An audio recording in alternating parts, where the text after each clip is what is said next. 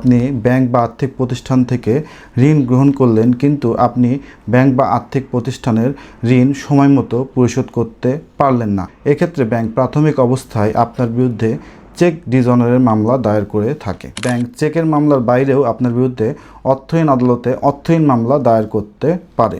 অর্থহীন মামলা দায়েরের পূর্বে ব্যাংক বা আর্থিক প্রতিষ্ঠান আপনাকে 2 দফা নোটিশ প্রদান করবে এবং আপনার মর্গেজকৃত সম্পত্তি নিলাম বিক্রয়েরও বিজ্ঞপ্তি প্রদান করবে। নোটিশ বা নিলাম বিজ্ঞপ্তি দেওয়ার পরেও যদি আপনি ব্যাংক বা আর্থিক প্রতিষ্ঠানের ঋণ পরিশোধ না করেন, সেক্ষেত্রে ব্যাংক বা আর্থিক প্রতিষ্ঠান আপনার বিরুদ্ধে অর্থহীন আদালতে অর্থহীন মামলা দায়ের করবে। মনে রাখবেন যে অর্থহীন মামলা দায়েরের ক্ষেত্রে ব্যাংক বা আর্থিক প্রতিষ্ঠান ঋণ গ্রহীতা এবং মর্গেজর এবং গ্যারান্টর উভয়কেই বিবাদী করে মামলাটি দায়ের করবে।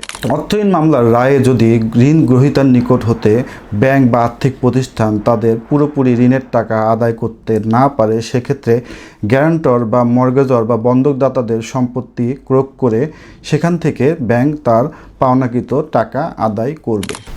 অর্থহীন মামলা যদি একতরফা রায় হয়, সেক্ষেত্রে আপনারা 30 দিনের মধ্যে রায়কৃত টাকার 10% টাকা আদালতে জমা দিয়ে মামলার রায় রিভিউ করার সুযোগ পাবেন। এছাড়া অর্থহীন আদালতের রায়ের বিরুদ্ধে আপনারা ক্ষেত্রমত উচ্চ আদালতে বা জেলা জজে আপিল মোকদ্দমাও দায়ের করতে পারবেন। মনে রাখবেন যে অর্থহীন মামলার রায়ের পরে ব্যাংক বা আর্থিক প্রতিষ্ঠান একটি অর্থজারি মোকদ্দমা দায়ের করবে এবং অর্থজারি মোকদ্দমায় ঋণ গ্রহীতা বা মর্গেজর বা বন্ধকদাতা বা গ্যারান্টর সকলের বিরুদ্ধেই ব্যাংক গ্রেপ্তারি পরোয়ানা বা সাজা পরোয়ানা বা 6 মাসের আটকাদেশ পরোয়ানা জারির মাধ্যমে ব্যাংক তার প্রাপ্ত টাকা আদায় করার ব্যবস্থা গ্রহণ করতে পারবে অর্থহীন আদালতের মাধ্যমে।